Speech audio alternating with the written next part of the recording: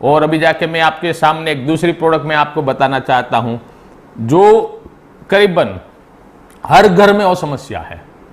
जो कॉन्स्टिपेशन यानी कि कब्ज जो बोलते हैं, वो हर घर में समस्या हो रहती है। और जब एल्डरली हो जाते हैं यानी कि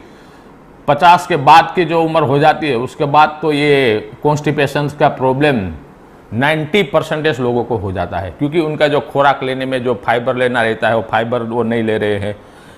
सॉलिड जो खुराक लेते हैं उसकी वजह से उनको कॉन्स्टिपेशन रहता है। लेकिन जो हमने अभी मैं आपके सामने बताना चाहता हूँ, ये हास चूर्ण हमारा आ गया है, मैन्युफैक्चरिंग हो गया है, राइट। दिस इज द हास चूर्ण।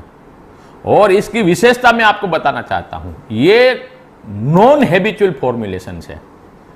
यानी कि मार्केट में जो भी प्रोडक्ट मिलती है वो हैबिचुअल हो जाते हैं, यानी कि जिसको कॉन्स्टिपेशन रहता है वो लेते 1 चम्मच 2 चम्मच लेते हैं या टेबलेट लेते हैं,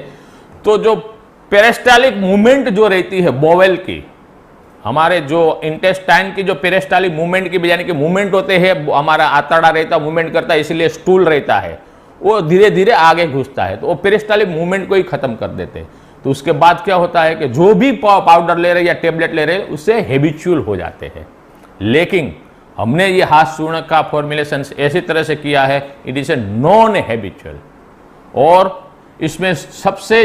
जो मेन इंग्रेडिएंट्स है वो हमने इसबगुल रखा है, इसबगुल रखा है, और 58% तक हम इसमें इसबगुल का हमने समन्वय किया है। इसीलिए आज मॉडर्न साइंस भी एज ए लेग्जेटिव यानी कि कॉन्स्टिपेशन कब्ज में इसबगुल को प्राधान्य ज़्यादा देती है। तो इसबगुल के साथ पूरा आयुर्वेदिक हमने फॉर्मुलेशंस बनाया है जो नॉन हैबिचुअल है, यानी कि जिसको कब्ज हो रहा है उसको 2-3 दिन जो हो रहा है तो 2-3 दिन ले, बाद में उनका जो पाचन है वो भी अच्छा हो जाएगा, और उसके बाद हमारी ये प्रोडक्ट लेने की भी इतनी जरूरत नहीं रहेगी, यानी कि वो हैबिचुअल नहीं हो जाएंगे उससे, और उनकी जो पेरिस्टालिक मूवमेंट है जो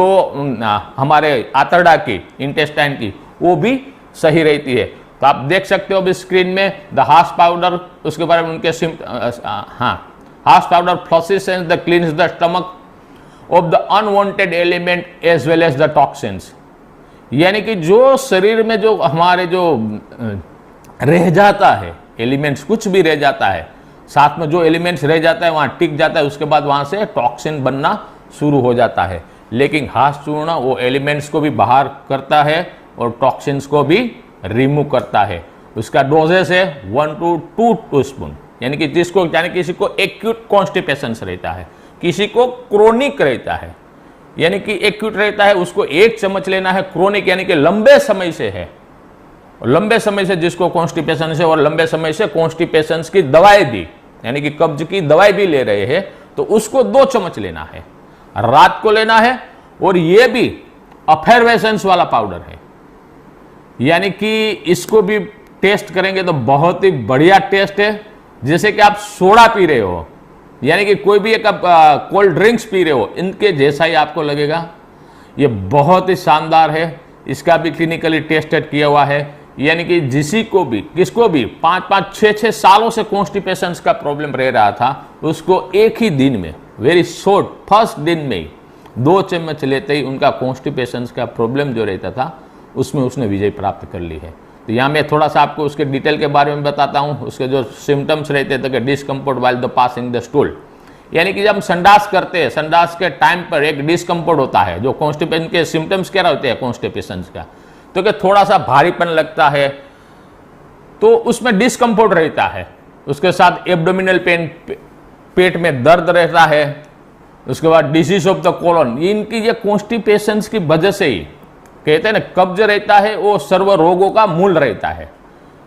एक कहावत है, कब्ज को सर्व रोगों का मूल बताया गया है। जिसको कब्जियत रहती है उसको बहुत सारे डिसीज होने का चांसेस होता है, उसको हाई बीपी भी हो सकती है, कोलन में भी प्रॉब्लम हो सकता है, यानी कि disease of the colon, colon यानी कि आंतड़ा, हमारा जो आंतड़ा रहता है उसको कोलन कहते हैं, तो उसके भी रोग बहुत सारे हो सकते हैं।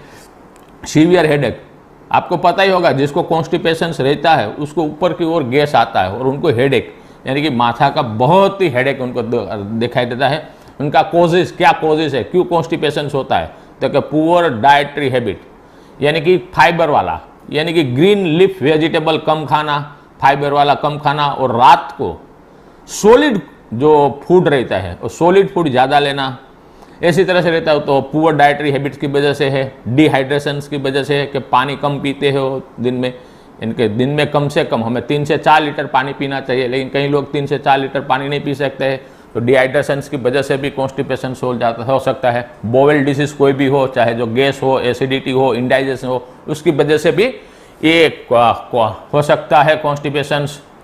स्ट्रेस एंड टेंशंस, ये भी आज के दिन में बहुत ही बड़ा